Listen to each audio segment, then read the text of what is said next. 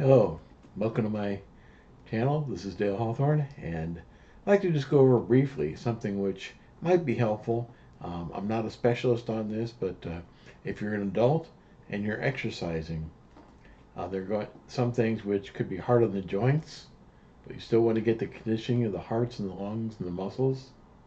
Swimming is highly recommended.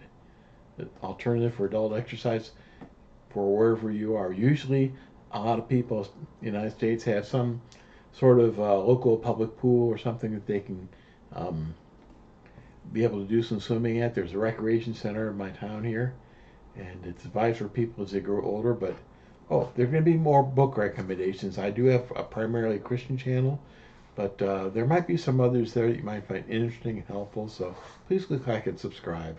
And I'm going to tell you right now how I became good at swimming as an adult.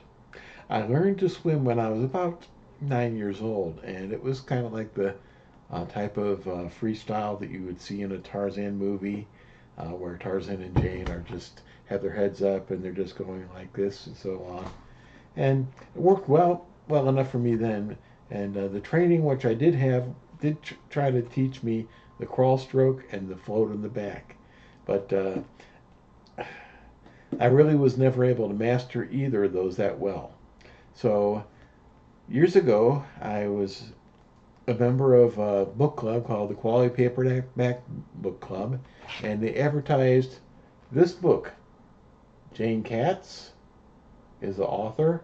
Swimming for Total Fitness. I'll bring this back to give you. This book still is in print. It's available on Kindle. It's inexpensive, and you can get it or an equivalent. And one of the nice things is there are diagrams of the different strokes. That's the windmill backstroke, which I learned how to do from here. The back float,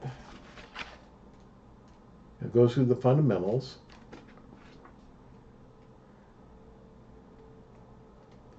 And I'm looking right now for the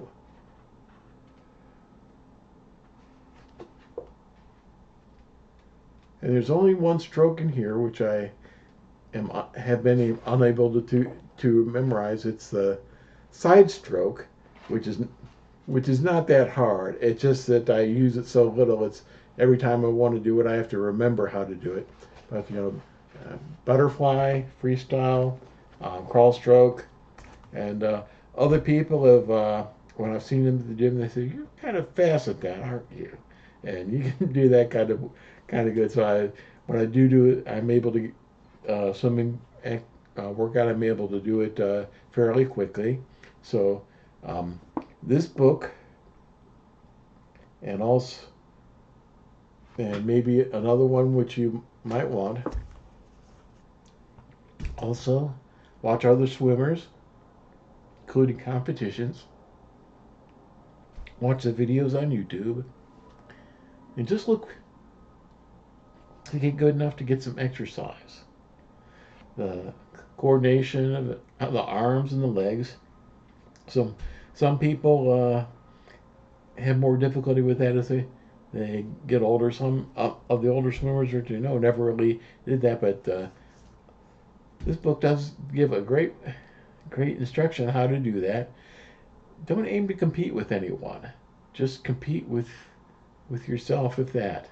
To just get better, to be able to get in the exercise, and sometimes I think, especially if you use a butterfly, you may need to use a stroke in a form which works for exercise, but you're not going to go out and compete with anyone with that stroke.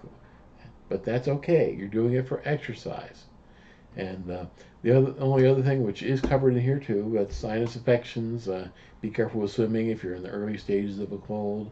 And for myself, I discovered that I needed to be careful with saunas and steam rooms because the inhaling the air at that temperature did seem to cause some allergic reactions with me. So, but that's just it. Go ahead, watch others. I'm not a coach. I'm not in this for anything but except, hey, maybe to give you a little bit of a nudge, a coax in this area to give you a reference which could help. So maybe if you want to go on and learn swimming as an adult, you can start here, and to be able to have some real fitness in your life as years go on. So that's all.